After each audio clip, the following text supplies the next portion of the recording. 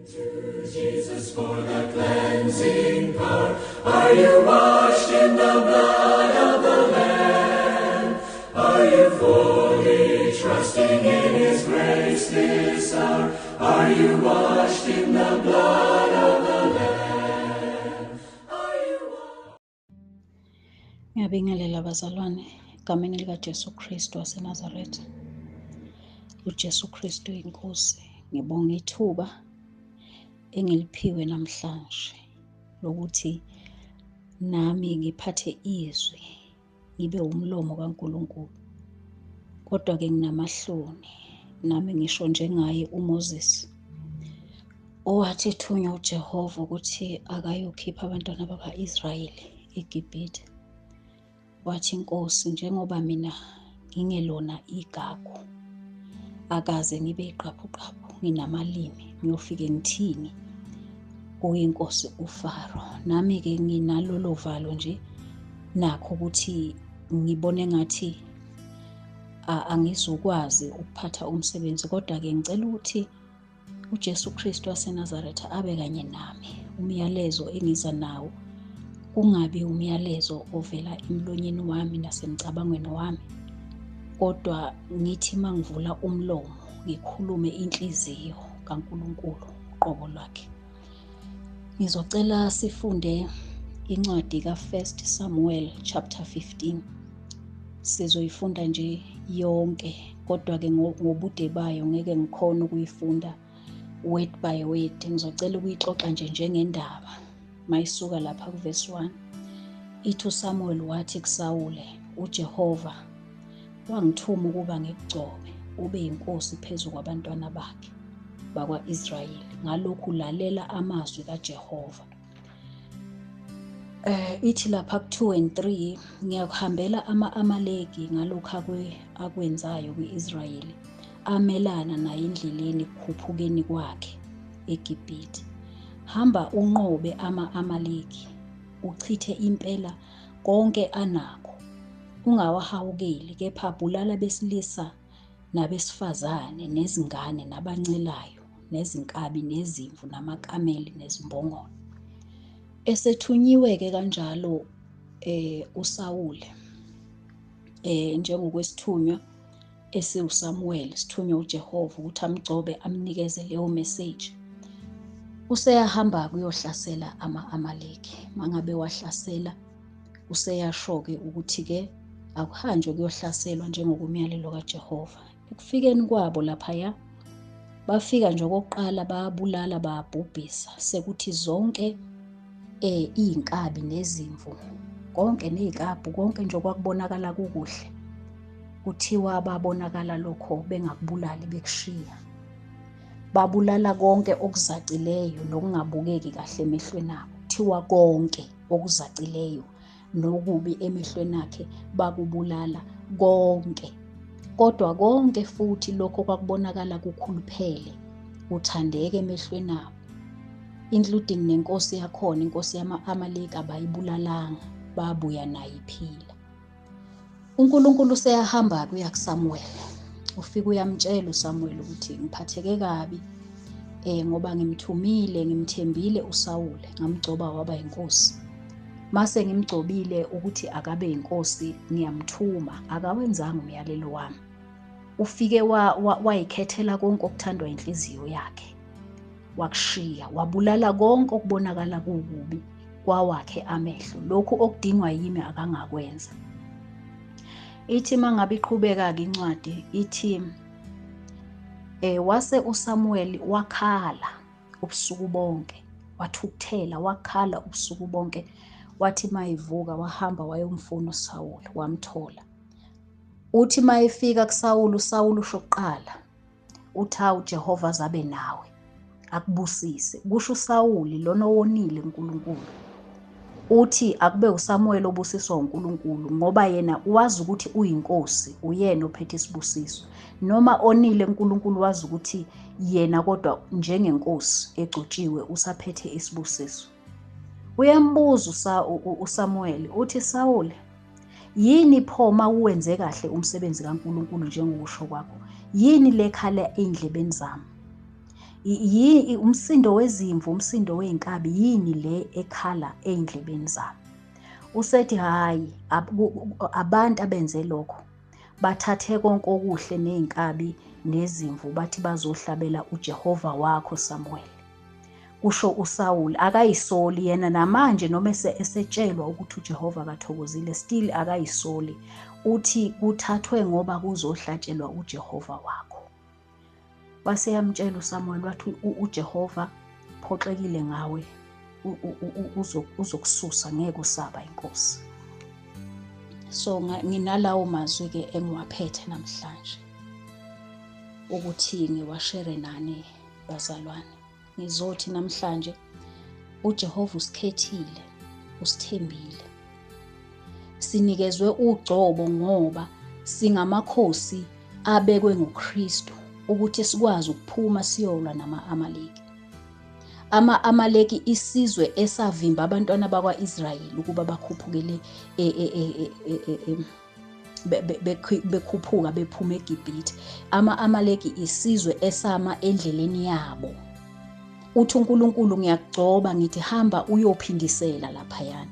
Ngizothi mzalwane nawe sonke sigcotshiwe, sinikezwe amandla, sanikezwa uphawu lokuthi akungabi khona idimoni elizoma phakathi kwethu. Sinikezwe amandla e-revenge. I-revenge kuphela le esesiyisebenzisa thina, u-revenge komunye umzalwane, u-revenge kumakhelwane wakho, ube nenhliziyo embi, uhleli ufuna i-revenge. Kungaba njani siyithathe leyo revenge, si-revenge kuSathane okuyena obesivimbela iy'ndaba ezinhle kangaka zokuthi sixhumane noKristu. uNkulunkulu usithembile, sikhethiwe. Akubona bonke abantu abathi sebonile banikezwe ithuba bakhethwe futhi ukuthi labo bantu abaphinde bagcotshwe phezu kwesimo babe ngamakhosi. Singamakhosi thina ngalesi sikhathi. uNkulunkulu uthembe thina. Sithenjiwe ukuthi sizokwenza iqiniso, sidlulisele igospel kubantu, sidlulisele iy'ndaba ezinhle ebantwini, izindaba zikaKristu Jesu inkosi. Kodwa asikwenzi lokho. Ziningi nje iy'ndlela zokudlulisela ivangeli ebantwini. Sibala indlela oyiveza ngayo ebantwini lapho hleli khona. Sibala indlela okhuluma ngayo mzalwane, kungaphumi olubabayo emlonyeni wakho. Sibala indlela yokuthi thembeka mzalwane, musukubonakala sewuhamba sewuyobangisa abantu abangakholwa kuNkulunkulu babo. Sikhuluma ngendlela yokuthi uthenjiwe mzalwane ukuthi phindisela kuSathane, abone naye ukuthi njengamanje uyalwa. Zifune emzimbeni wakho ukuthi yini le edinga ukuthi ulwisane nayo, ngoba mangabe thunywa uSawuli kuthiwa akayobulala konke. Mina mangiyibheka ngiyifanisa nathi bazalwane ukuthi uSathane makumele usindiswe uyama endleleni yakho. Ngakho sanikezwa ugcobo, sanikezwa amandla, sanikezwa ipower, spiritual power yokuthi sikwazi ukuthi sinqobe isitha, sihambe siyoyiphindiselela uSathane obengafuni ukuthi sazane noKristu, kumnandi kangaka ukuhlala kuKristu. Kodwa leli thuba lobu bukhosi esinikezwe bona, nethuba esinikezwe kona, sidlala ngakho. Asifuni ukuphumela obala ngensindiso, sinamanye amathemba, sinezinye iy'ndlela thina esibona ukuthi singasizakala ngayo. Sibonakala sesibanga nabantu bezwe engabe yibo abahamba ebusuku beze kithi njengonikodima bezobuza ukuthi ngingasizakala kanjani. Mzalwane ungangenza kanjani ukuthi ngingenza njani, ngifuna ukufana nawe, ngifuna nami ukuhamba ngendlela eqondile. Fanele ngabe siyisibonelo, ngabe bayafika abantu bethi mzalwane ngifuna ukufana nawe nami. Kodwa kubonakala thina siphume endlini kaKristu siya kubo abezwe siyobuza ukuthi awaze wa-rich, ungangixhumanisa kanjani nalo baba wakho okwenza kanje, ngingaxhumana kanjani nomthandazo othile. Siyamphoqa uNkulunkulu, siyamlimaza bazalwane, siyamlimaza. Ubonakala uSawuli enenkani noma esesho uSamuel ukuthi kunomsindo enguzwayo, ulokhu ethi ngenze kahle. Bangakanani abazalwane phakathi kwethu abangafuni ukutshelwa, azasho athi uNkulunkulu akanandaba nomzimba, unendaba nenhliziyo. Uthi uyayibheka nenhliziyo yakhona, ubona izenzo zale nhliziyo, ubone ukuthi lo muntu akafuni ukutshelwa mahhala nje, akukho nanento abambelele kuyo. Bazalwane, bekungakuhle ukuthi umuntu nomuntu azibheke yena ukuthi umsebenzi athenjwe uJehova ngawo uwenza ngendlela yini. Nami ngiyabuza ngithi yini lekhale endlebeni zami ngawe mzalwane? Lokhu kujola okujolayo, ukholwa, usindisiwe, uweshipha, yini le ekhala endlebeni zami ngawe? Uthi wena ukwenze kahle konke kuNkulunkulu, yini le ekhala endlebeni zami ngawe? Mzalwane, wena ugay, kodwa nisiphathela izwi, nihambe niphathela abantu izwi, nihola abantwana bakaNkulunkulu, kodwa nilalana nodwa, owesilisa kowesilisa, owesifazane kowesifazane. Ngithi mina yini le ekhalayo? Uthi uJehova ngikubuza ukuthi yini le ekhalayo? Mzalwane, uyancishana, yini le ekhalayo? Kanti isiphi isono osibulele phakathi kwakho? Wabulala ezinye izono, washiya ezinye izono, ngoba kuthiwa phambi kukaThixo asikho isono esikhulu kunesinye. Wanamanga kangaka mzalwane, yini le ngizwe endlebeni? Umsindo wani lo ngizwa endlebeni zami uma ngabe ngithi ngiyafika kuwe, ufike wena uthi ungcwele? Bekungakuhle ukuthi siqaphele, sibulale konke lokho kuthiwa sikubulale, kuthiwa sizitube, sizibulale, sizibulalele uKristu, senze kahle ukuze simthokozise. Ubonakala mangabe beqhubeka bekhuluma, usethi uSawuli kuSamuel, hayi kungenxa yabantu, ngiyabona kona ukuthi ngonile, kodwa ngesabe abantu. Wenziwa yini endleleni yakho usaba abantu kunokusaba uJehova? Awumsabi uJesu Kristu, wena uyamemeza kuphela. Awumsabi, usaba ukuthi abantu bazothini. Awufuni ukuphumela obala, nezinto ozenzayo uzenza ngoba ujabulisa abantu. Umuzwethu umuntu, mina ngeke ngize ngikwenze lokhu, abantu bengathini nje abantu? Nami ngeke ngaba njalo vele, ngathi mina abantu bengathini. Bengicela ukuthi bazalwane, umuntu nomuntu namhlanje emva kwalelizwi esilitholayo akayibuze nje, uyivalele wedwa endlini. Hayi ukuthi ngivula inkantolo yani, ngivula inkantolo endlini yakho. Wena self zivulele eyakho icourt endlini yakho, uzibuze ukuthi konke othunywe ukuthi kubulale phakathi kwakho ukuze kupheleliswe inkambo kaKristu phakathi kwakho, usukubulele yini? Angisho ukuthi hamba ubuza umakhelwane, angisho ukuthi hamba ubuza omunye umzalwane, ngithi qondana noKristu, ubuze uNkulunkulu, uvale eminyango, ubuze, uvale endlini ube wedwa, ubuze, uziseshe wena ukuthi ikuphi okukhulupheleyo okushiyile. Ngoba kuthiwa babulala zonke ezizacileyo. Kunezono lezi ezibonakala engathi nje vele nje into encane, siyayiyeka, kodwa kunezono ezinkulu esihlezi phezu kwazo. Baphi-ke oSamuel balesi sikhathi abathenjwe uJehova? Ngoba ngisho abafundisi bethu kunezinto vele abangakwazi ukuthi beyikhulume kahle ngoba babona ukuthi izobabulalela udumo. Uzwakala uSawuli lapha ekugcineni esethi, Samuel ngibusise kanye phambi kwalaba bantu, usungibusisa ungetuse nje, ungincome phambi kwalaba abantu. Kukangaki wena ukholwa ngoba ufuna ukunconywa ngabantu, uJehova engathokozile ngawe? Uyakholwa kodwa ufuna ukunconywa ngabantu, uJehova akathokozile ngawe. Bengicela sithengisise isikhathi asisekho. uNkulunkulu njengoba esigcoba njengamanje esigcobile wasithemba, usithembile.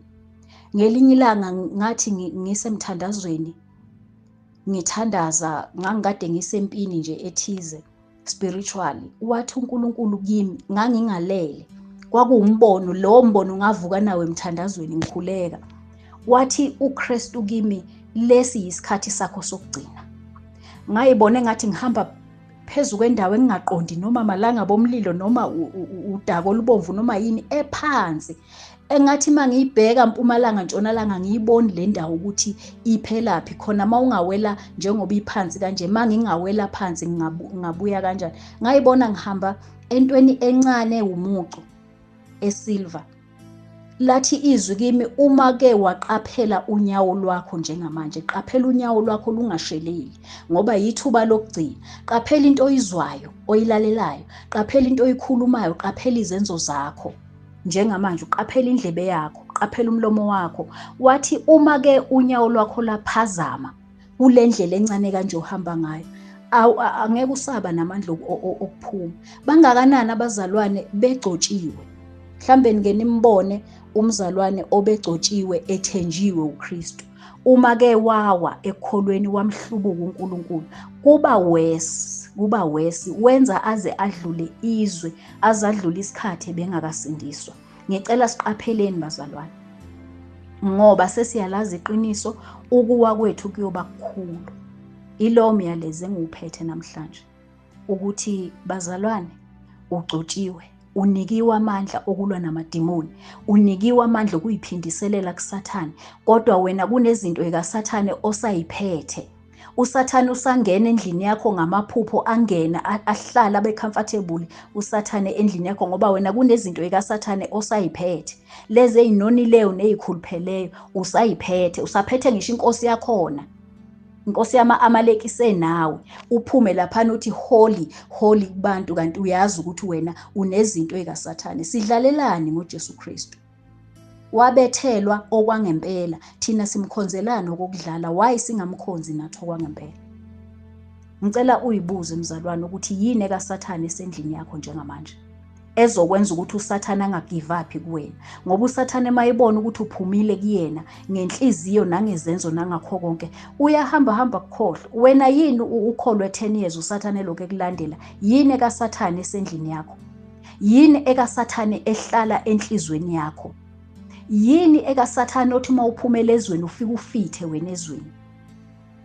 Bengisacela ukuthi umuntu nomuntu ayibuze kanjalo. Ngiyabonga abazalwane, ngithemba ukuthi izwi likaNkulunkulu lizowenza umsebenzi. uJesu Kristu inkosi. Amen.